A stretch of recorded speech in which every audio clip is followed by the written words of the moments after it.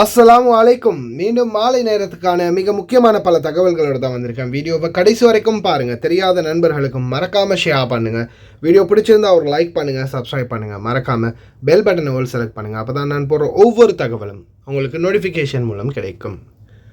Khadim visa சம்மந்தப்பட்ட தகவல் இன்றைக்கி காலையிலேயும் ஒரு தகவல் போட்டிருக்கிறேன், நேற்றைய தினம் மாலையிலேயும் ஒரு தகவல் போட்டிருக்கிறேன். இது மாலை நேரத்துக்கான செய்தி. காலையில் போட்ட செய்தி இன்னும் பார்க்கலன்னா தயவுசெய்து போய் பார்த்துக்கோங்க. 322 பேருடைய சிவில் ஐடி கேன்சல் ஆக போகுது. 100 தினார் அபராதம். முக்கியமான தகவல். குடி போதையில் தாறுமாறாக வண்டி ஓட்டிய ஓட்டுநர், ஜன்னலால் குதித்து தப்பிய பணிப்பெண். பல முக்கிய தகவல்கள் இருக்குது. தயவு செய்து வீடியோவை ஃபுல்லாக ஸ்கிப் பண்ணாமல் பாருங்கள். நான் முதலாவதாகவே இந்த காதிம் ஷூன் சம்மந்தப்பட்ட விடயத்தை இன்னும் கொஞ்சம் தெளிவுபடுத்துகிறேன். இதில் நேற்றைய தினம் மாலை போட்ட செய்தியில் பார்த்திங்கன்னா ஃபுல்லாகவே இது சம்மந்தமாக நல்லா தெளிவுபடுத்திருக்குது. அதுக்கும் அதிகமாக காலையில் பார்த்திங்கன்னா 1 வருட காலம் முடியலை, ஆனால் நீங்கள் புதிய கஃபீல்கிட்ட மாறி இருக்கிறீங்க, நாட்டுக்கே போகலை, பழைய கஃபீல்கிட்ட 4-5 வருடம் வேலை பார்த்துருக்கீங்க அப்படின்னு அதுக்கு என்ன பண்ணணும் அப்படின்றதையும் காலையில் போட்ட செய்தியில் சொல்லியிருக்கிறேன். அதே போல் இப்போ இந்த தகவலை பார்த்துடலாம். இப்போ இந்த நாட்களில் கூடுதலாகவே கஃபீல்கள் சாஃபர் போயிருக்கிறாங்க, வேறு நாடுகளுக்கு போயிருக்கிறாங்க, ட்ரிப் போயிருக்கிறாங்க. நீங்களும் நாட்டுக்கு போயிருப்பீங்க. அவங்க 9ஆம் மாதம் கடைசியிலையோ அல்லது நடுப்பகுதியில் தான் வருவாங்க. 9ஆம் மாதம் 12ஆம் தேதியோட முடிவடையுது இந்த காலம், இந்த கால அவகாசம். ஷூன் காதிம் மாறுறது. நீங்கள் டிசம்பரில் மாறலாமா, ஜனவரியில் மாறலாமா, என்னுடைய அக்காமா முடியுது வார வருஷம் தானே, அதுக்கு பிறகு மாறலாமா அப்படின்னு கேட்டிருந்தீங்க பலரும். அப்படியெல்லாம் மாற முடியாது. 9ஆம் மாதம் 12ஆம் தேதி வரைக்கும் தான் இந்த கானூன் அமுலில் இருக்கும். அதுக்கு பிறகு மாற முடியாது. அதுக்கிடையில் நீங்கள் மாறணும். ஒருவேளை உங்கள் கஃபீல் சாப்பிட போயிருக்காரு, அந்த தேதிக்குள்ளே வரமாட்டார், ஆனால் நீங்கள் குவைத்துக்கு வந்துட்டீங்க அப்படின்னாலும் உங்களுடைய கஃபீலை செஹல் அப்ளிகேஷன் மூலமாக உங்களுடைய தனாசிரை அனுப்ப வைக்கலாம். அவர் செஹல் அப்ளிகேஷன் மூலமாக மனித வளத்துக்கான பொது ஆணையத்துக்கு அனுப்பிடுவார். அங்கேருந்து பிரிண்ட் அவுட் எடுத்து புதிய கஃபீலுக்கு உங்களுக்கு ரிலீஸ் கொடுத்துருவாங்க. 50 தினார் கட்டணம். அதே போல் மேலதிக கட்டணங்கள் பார்த்திங்கன்னா அது அக்காமா அடிக்கிறது, இன்சூரன்ஸ் போடுறது. ஒருவேளை நீங்கள் சாப்பர் போயிட்டு வந்திருந்தீங்கன்னா உங்களுக்கு மெடிக்கல் போடுவாங்க. ஒருவேளை நீங்கள் சாப்பரே போகலை, இது வரைக்கும் நீங்கள் நாட்டுக்கே போகலைன்ற பட்சத்தில் மெடிக்கல் ஒருவேளை தேவைப்படாமல் போகலாம். ஒருவேளை ஷூனுக்கு மாறுறதால மெடிக்கல் தேவைப்படலாம். இன்னொரு முக்கியமான விடயம், இது பார்த்திங்கன்னா ஒரு ஸ்பான்சர்கிட்ட இன்னொரு ஸ்பான்சருக்கு மாறுறதுக்குரிய அவகாசம். உங்களுடைய சொந்த கஃபீலுக்கிட்ட மட்டும்தான் கம்பெனி இருந்தால் மாறலாம் அப்படின்னு ஒரு சிலர் சொல்லியிருந்தாங்க. அப்படியெல்லாம் இல்லை. நீங்கள் எந்த கம்பெனிக்கோ, எந்த கடைகளுக்கோ, எந்த ஒரு இடத்துக்குமோ நீங்கள் அகலி வீசாவில் மாறிக்கொள்ளலாம். இந்த காதிமில் இருந்து உங்கள் கஃபீல்கிட்ட வேறொரு கஃபீலுக்கு மாறிக்கொள்ளலாம், காதிமிலேருந்து ஷூன். ஆனால் இது பார்த்திங்கன்னா நீங்களாக ஒரு கஃபீல் தேடணும். வெளியில் போய் ஷூனுக்கு மாறுறதுன்னா இது கவர்மெண்ட்டால் உங்களுக்கு ஷூன் விசா கொடுக்கல.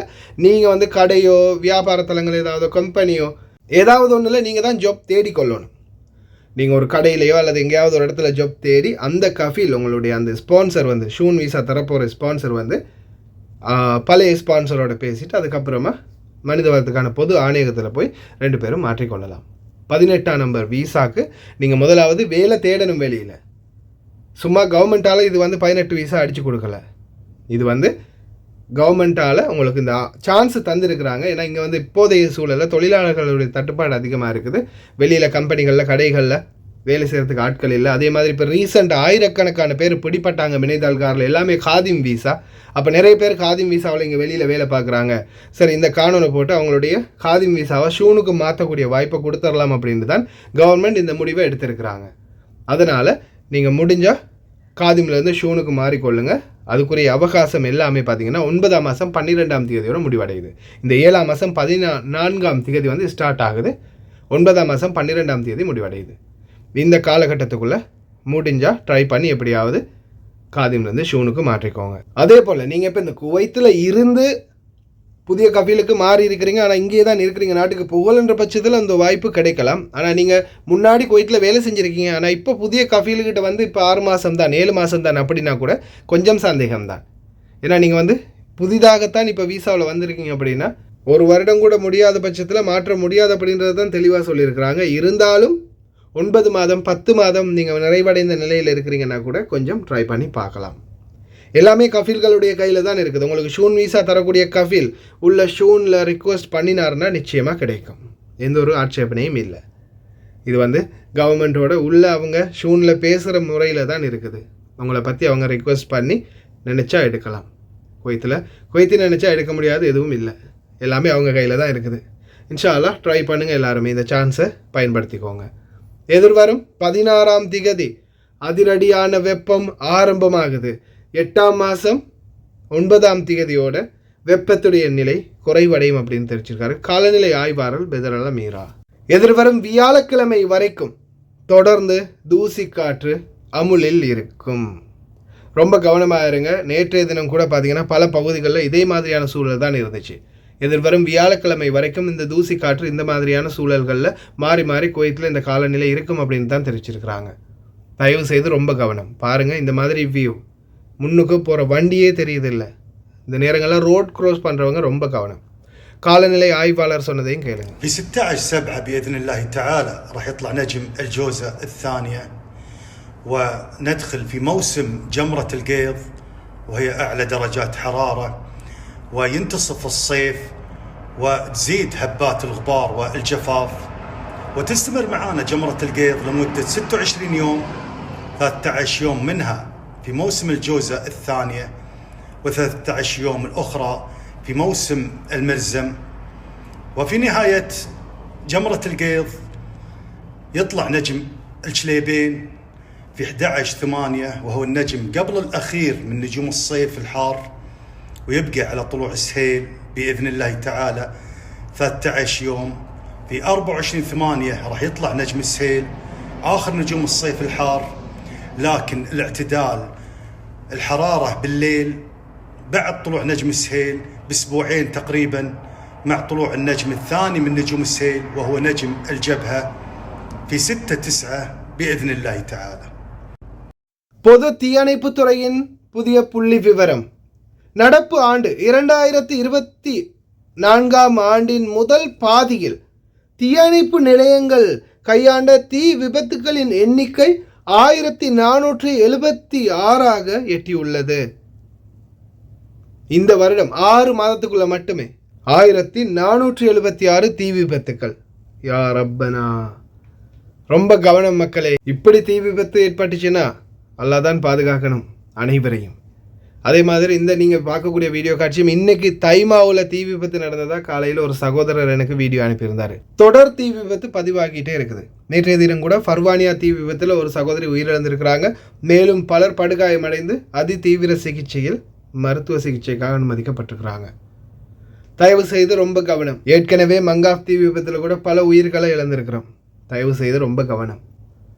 மாண்புமிகு உள்துறை அமைச்சர் ஷேக் ஃபஹத் யூசுப் சவுத் அல் சபாஹ் சமீபத்தில் அறிவிக்கப்பட்ட சட்டங்கள் மற்றும் ஒழுங்குமுறைக்கு இணங்க முஹர்ரம் மாதத்தில் ஹுசைனியாவுக்கு அனைத்து வசதிகளும் பாதுகாப்பும் வழங்கப்பட வேண்டும் என்று அறிவுறுத்தியுள்ளார் உள்துறை அமைச்சகத்துக்கு.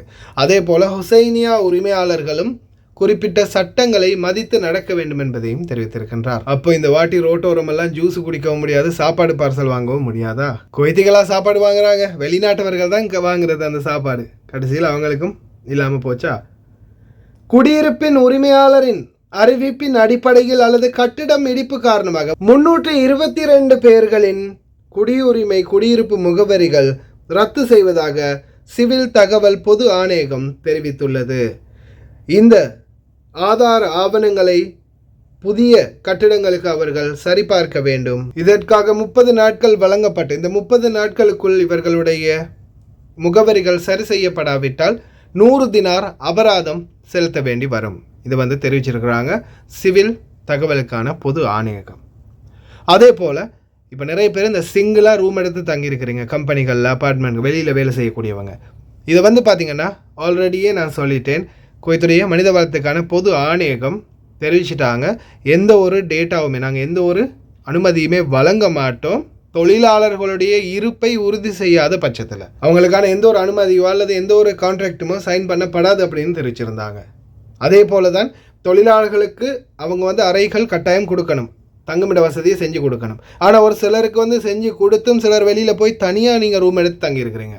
அப்படி நீங்கள் தங்கியிருக்கும் போது நீங்கள் தங்குமிடத்தை கட்டாயம் கன்ஃபார்ம் பண்ணி ஆகணும். ஒன்று உங்களுடைய கம்பெனி அக்கமடேஷனில் போய் நீங்கள் இருக்கணும், அப்படி இல்லையா கம்பெனியில் பேசி அந்த அக்கமடேஷன் பேருக்கு சரி நீங்கள் மாற்றிக்கொள்ளணும்.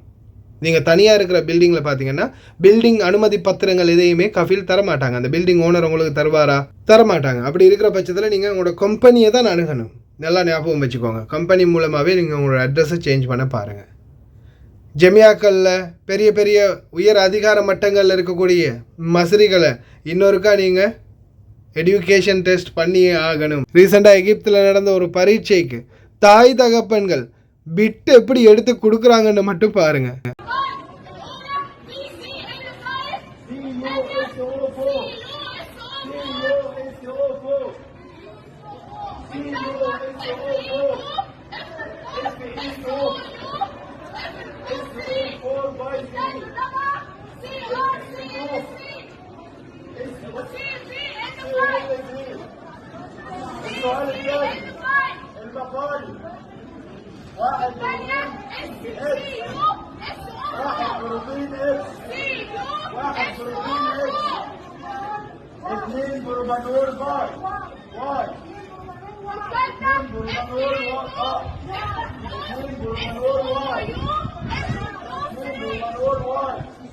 இது என்னடா மஸ்ரிகளுக்கு வந்த சோதனை பாருங்க. பில்டிங்குக்கு வெளியில் நின்று பசங்களுக்கு இந்த கேள்விகளுக்கு ஒரு விடைகளை சத்தமாக சொல்லி கொடுத்துட்டு இருக்கிறாங்க. முதலாவது கேள்வி, ரெண்டாவது கேள்வின்னு.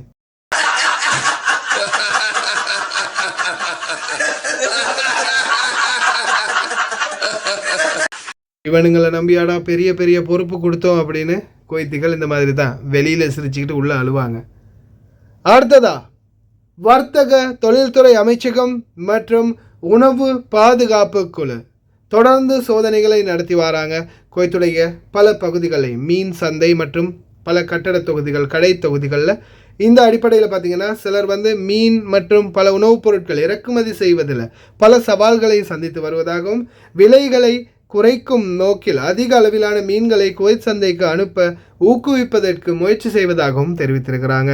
வேறு நாடுகளிலிருந்து மீன்களும் ஏற்றுமதி செய்யப்பட போகுது. அதே மாதிரி கடைப்பகுதிகளில் அதிரடி சோதனைகள். تعكف الدولة إلى تطبيق القوانين والقرارات لضبط الأسعار وجودة السلع المختلفة وآلية البيع في المجمعات والمولات والأسواق متعددة الأغراض، ويتم ذلك من خلال الفرق التفتيشية لعدد من المؤسسات الرقابية المعنية وتنفيذ الجولات والحملات التفتيشية على مستوى محافظات البلاد.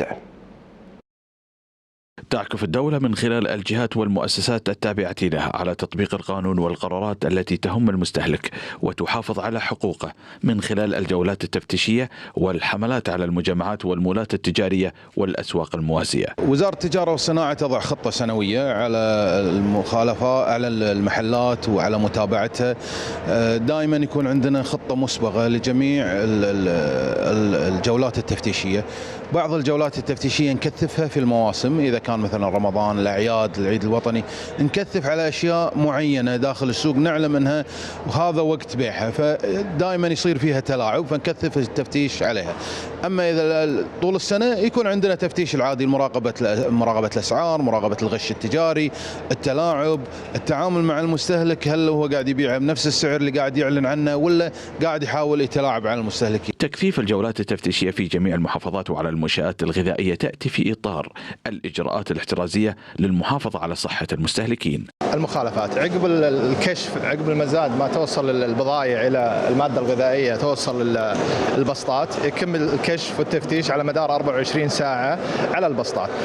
بحال لقينا مثلا تغيير في الخواص الطبيعية أو عفن أو أي مادة غذائية غير صالحة يتم عمل محضر مخالفة وعمل محضر إتلاف فوري للبضائع الموجودة. تنظيم الجولات التفتيشية الميدانية إلى مختلف المواقع والجهات تساهم وتعزز في تطبيق النظم واللوائح التي وضعتها الدولة عبر جهاتها ومؤسساتها المختلفة. نواف شراكي، تلفزيون دولة الكويت. إدارة الرقابة التجارية وحماية المستهلك في وزارة التجارة والصناعة نفذت جولة تفتيشية على مزادات السمك والربيان المستورد في سوق السمك بسوق شرق فجر اليوم السبت. حاليا في محافظة العاصمة بسوق شرق بجولة تفتيشية مع المسؤولين بوزارة التجارة والصناعة لمدى تطبيق القوانين الوزارية للمزاد المستورد. لله الحمد مع الإخوان المفتشين لاحظنا هناك في تطبيق للقانون، في التزام من الدلالين بالالتزام بالتصويتات المحددة بالقرار الوزاري. كذلك هم المفتشين نزلوا وشافوا الأسماك من خلال صلاحيتها وتلفى. كذلك هم بعد هم المفتشين هم شيكوا على بلد المنشأ للأسماك المستوردة. وتهدف الجولة التفتيشية لوزارة التجارة والصناعة متمثلة بفرق التفتيش بإدارة الرقابة التجارية وحماية المستهلك هو تنظيم مزادات أسواق الأسماك لا سيما منها المزاد على السمك والروبيان المستورد.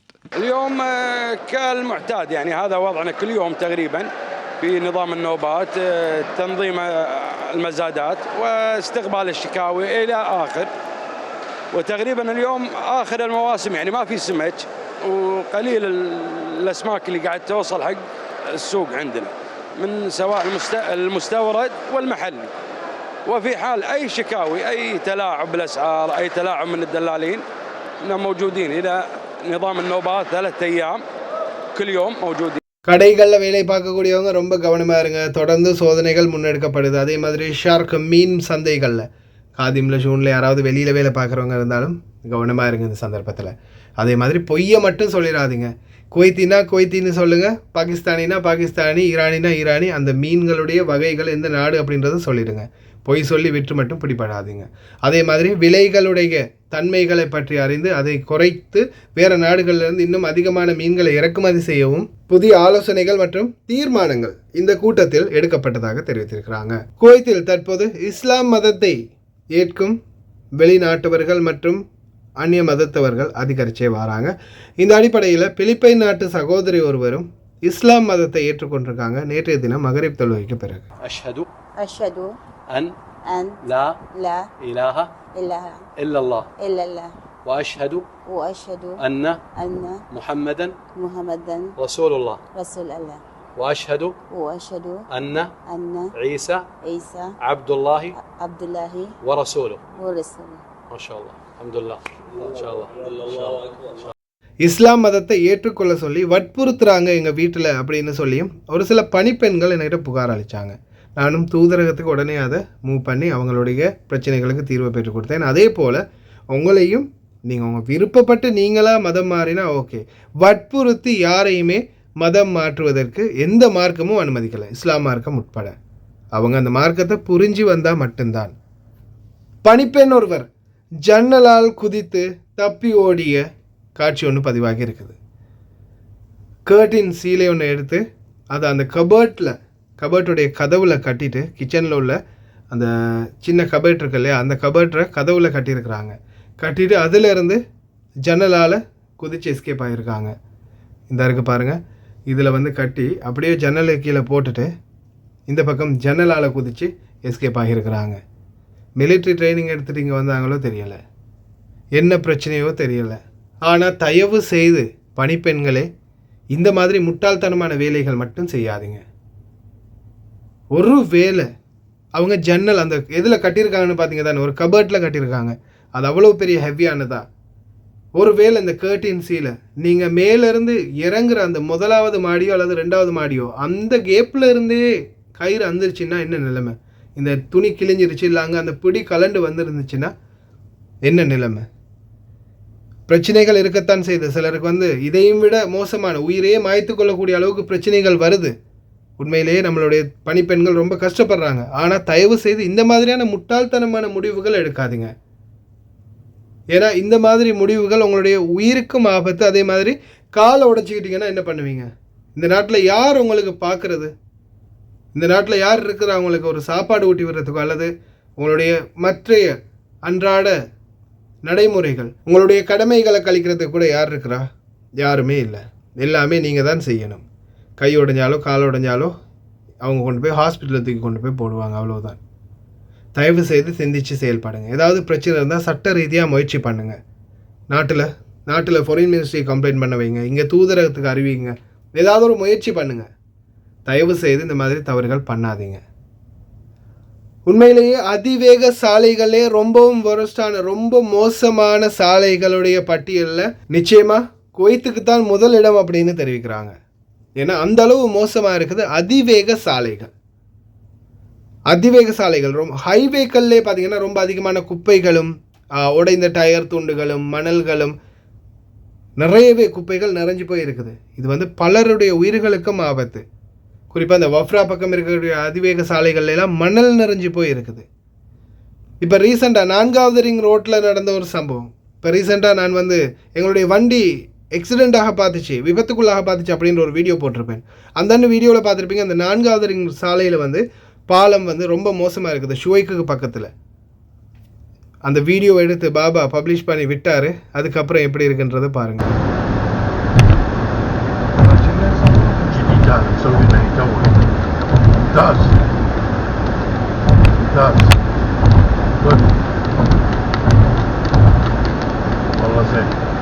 بس خلاص كافي.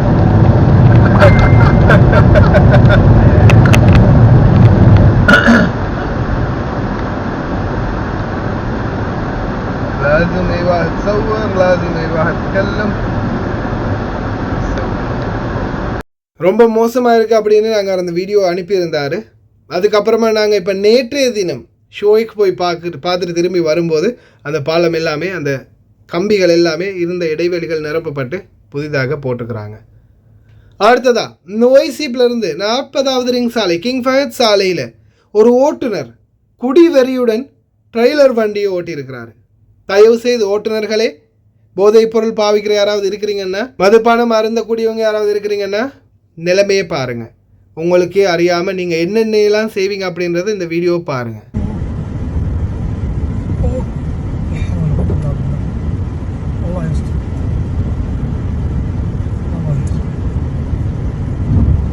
مشكلة والله محافظة الرغم الداخلية أنا خابرة 3 سبعات.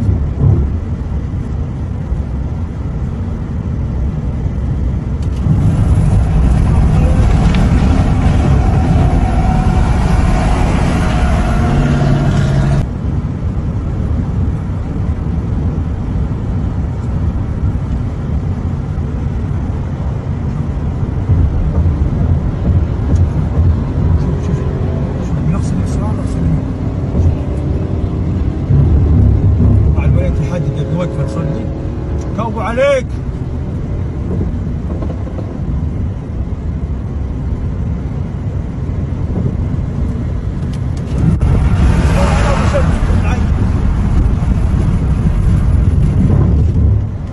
عنده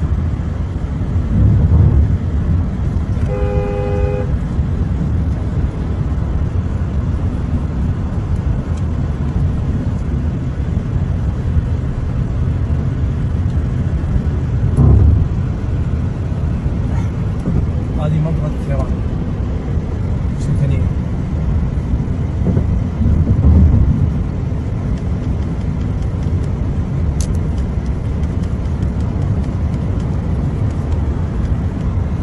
ايش تبي فيه تحده وخر عنه. لا حول لا حول. يا رب يستر يا رب يستر الله يستر الله يستر الله يستر.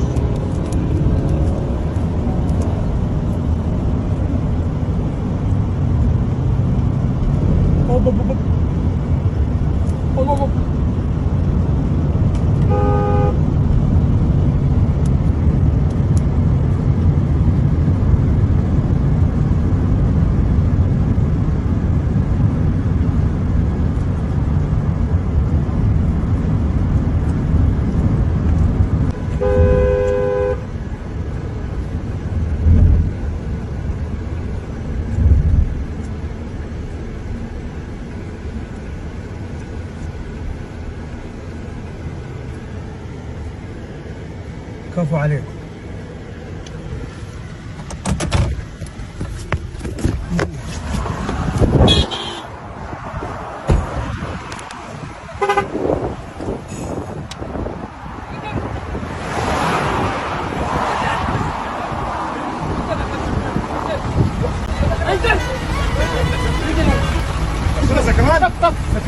سكران شارب بقى دعمنا. ايوه وانا والله انا وعيالي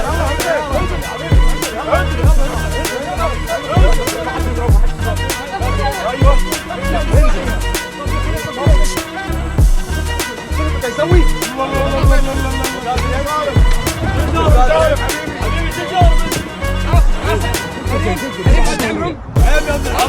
شنو شارب انت شنو شارب؟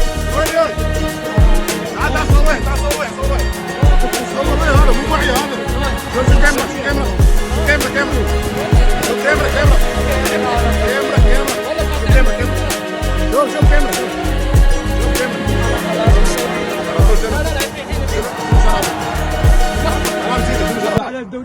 يا الحين شنو كلام سيده كلام سيده شنو شرب؟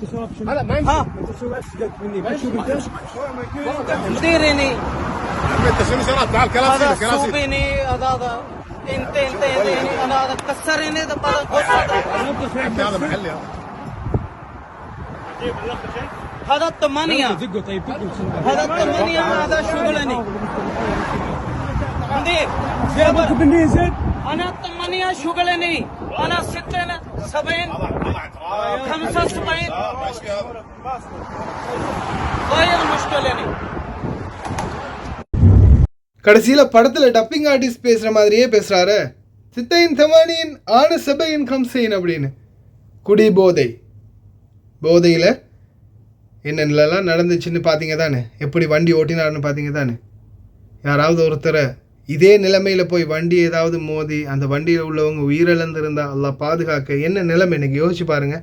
ஆதாரம் கைவசம், ஆதாரம் தூக்கில் போட்டுருவாங்க.